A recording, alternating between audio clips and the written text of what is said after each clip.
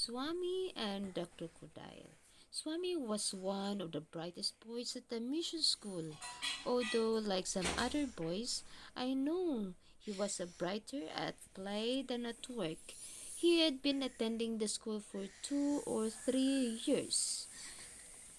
But though many of the other boys had given their hearts to Jesus, Swami had not. He always wanted to have a good time and refused to give up some of the bad habits he had brought him brought with him from his heavenly place. Sometimes the people in charge of the mission had had thought of sending Swami home, but again and again they had forgiven him and let him stay on. Someday they hoped something might happen that would lead Swami to love the Lord. Despite of his naughty ways, or he's naughty, the other boys like him a great deal. Mostly perhaps he he because he was such a wonderful swimmer. In any sort of race, he could leave them and all behind, and this made him quite a hero. One afternoon, as they all stood on the bank of the big, wide river, where they will, where they went to bath, one of the boys dared Swami to swim across the other side and back again. No one had ever done it before. It was against the rules. Because of the current and the crocodiles, the boys were supposed to stay in their own safe pool. But you know how boys are, always looking for some new excitement. And now, as Swami hesitated, they all began to tease him. "You're afraid," one said. "I'm not," said Swami. "You couldn't swim that far," said another. "I could," said Swami. "Then why don't you do it?" said a third.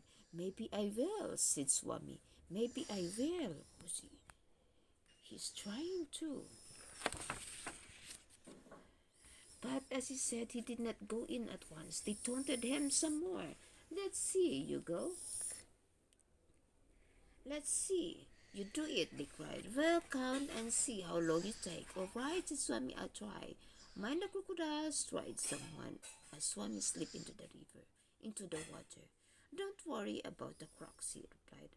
"I can swim."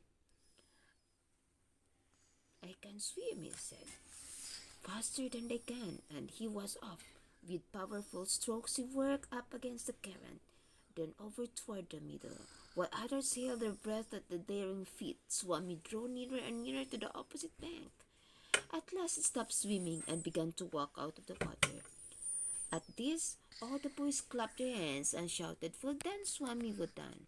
For a while, Swami sat on the bank, getting his breath for the return trip. Then, as the others watched and shouted to him, he entered the water and began the long swim back. Then it happened. Swami had not been in the water more than 2 or 3 minutes when one of the boys saw a long, low shape moving toward him. It was like a floating tree trunk, but with hard, cruel eyes and ugly jaws showing just above the water. "Crocodile!" he cried, pointing excitedly at the beast. Then they all saw it, and together they yelled, "Look out, Swami! There's there's a crocodile right behind you." Swami heard the swimming and the warning, and looking around, saw the terrible beast coming straight toward him. He almost leaped out of the water. Never in his life had he swum so fast. And there's the crocodile. Always said he could outswim a crocodile, but could he? Could he? Terrified the others watched the grim face, and for a little while it looked as though Swami might win. With a great burst of speed he pulled ahead, but no boy alive could keep a such pace. Gradually the distance narrowed. The crocodile got nearer and nearer. Suddenly there was a splash and up, and the poor Swami disappeared. With wild cries of fear and sorrow, the boys rushed back to the mission. When the mission director heard the story, he ordered search parties out at once. "Crocodiles," he explained, "do not eat their prey as soon as they catch it. Often they bring it on land until they are ready for their meal." There was therefore just one chance in 100, he said, that Swami might still be alive. So the search parties started out, combing every meter of both banks of the rivers, upstream and down. Meanwhile, Swami dragged under the water, lost consciousness. Then, in a narrow inlet hidden by bushes, the crocodile covered him with mud and sticks and stones, fortunately leaving his head free and above the water. By and by, Swami awoke to find himself in a crocodile's lair. You can imagine how frightened he was. He was ready to scream with fear, but at that very moment, he remembered something he had been taught in the mission school.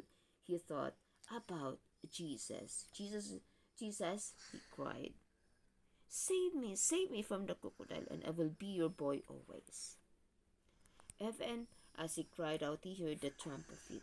Soon he was looking up into the faces of a search party. Quickly, they threw away the sticks and truck, but Swami on a stretcher carried him back to the mission hospital. Today, if you were to visit this mission in the heart of Africa, you would meet Swami. He walks on a crutches because of what crocodile did to his leg, but he doesn't seem to mind.